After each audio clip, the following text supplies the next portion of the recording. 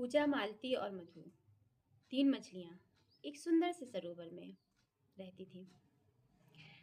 तीनों के ही विचारधाराएं अलग अलग थी। पूजा कहती थी कि जैसे ही समस्या आए, समस्या से दूर भाग जाना चाहिए। मतलब कि जैसे ही समस्या कोई आने वाली है, अगर आपको पता चल जाए तो आपको दूर भाग जाना चाहिए। मधु कहती कि समस्या आने से पहले नहीं भागना चाहिए, और समस्या जब आ जाए तो उसका कोई ना कोई उपाय, उससे बचने का हमें खोज लेना चाहिए। और मालती जो थी वो कहती थी कि समस्या आए या ना आए, ये सब नसीब का खेल है। अगर हमें बचना होगा तो हम बच जाएंगे, और अगर हमें नहीं बचना होगा तो हम नहीं बचेंगे, चाहे हम कुछ भी कर लें। तो इन तीनों की ही विचारधाराएं तीनों से अलग अलग थी।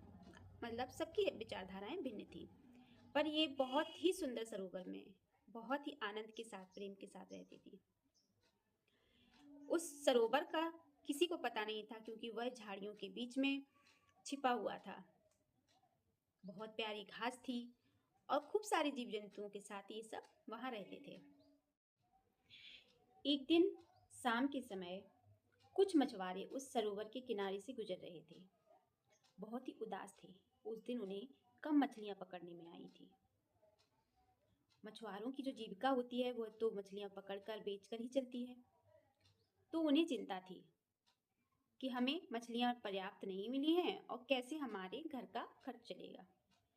तो बहुत ही उदास थे। सभी वहां से गुजर ही रहे थे कि एक मछुआरे की नजर ऊपर पड़ी।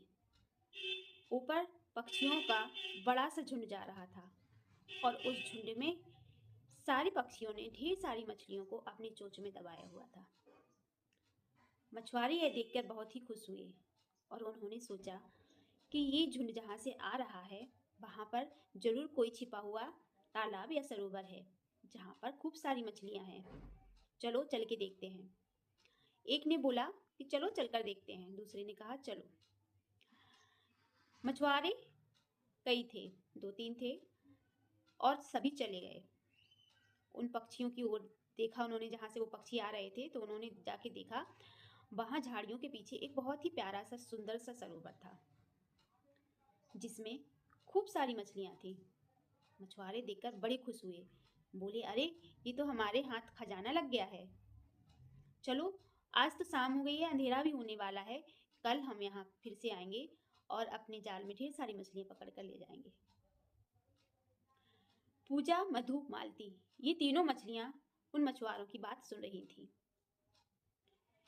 तीनों ही सुनकर बहुत घबरा गईं। मछलियों ने सोचा कि अब क्या करें। सभी मछलियाँ बहुत चिंता में पड़ गईं।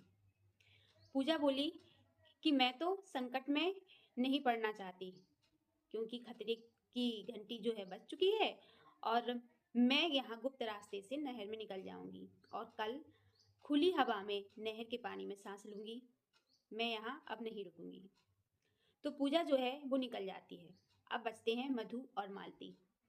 दोनों मछलियाँ रात जैसे तैसे काट लेते हैं और देखते हैं कि सुबह मछुआरे जो हैं जाल लेकर आ गए हैं। सभी मछलियों की तरह ये दोनों भी जाल के आसपास ही थे। पूजा जा चुकी थी। मधु ने सोचा, मधु की सोच अलग थी। मधु सोचती है कि क्यों ना मैं इससे बचने का उपाय सोचूं। मधु जल्दी से जाती है और वहां पर पानी के अंदर एक सड़ा हुआ कोई जीव जंतु पड़ा था, और उसके अंदर से निकलकर उसकी गंध को खुद में लपेटकर बाहर निकलती है और जाल में फंस जाती है।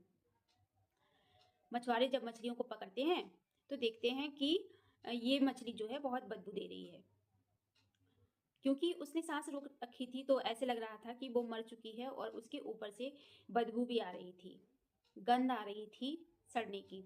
तो मछुआरे उसको सूंघ करके ना फेंक देते हैं वापस पानी में, और वह सुरक्षित बच जाती है।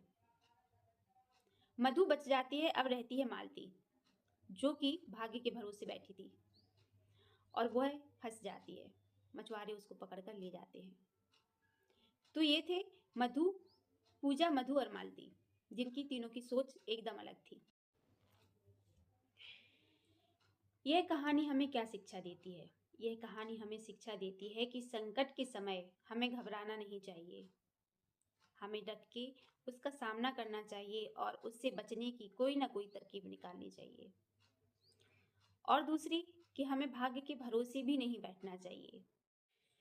ये कहानी आपको कैसी लगी हमें कमेंट बॉक्स में ज़रूर बताइएगा। चैनल को सब्सक्राइब कीजिए, फॉलो कीजिए और लाइक शेयर कमेंट ज़रूर कीजिए। ये कहानी आपको कैसी लग रही है हमें ज़रूर बताइए। अपने सुझाव भेजते रहिए।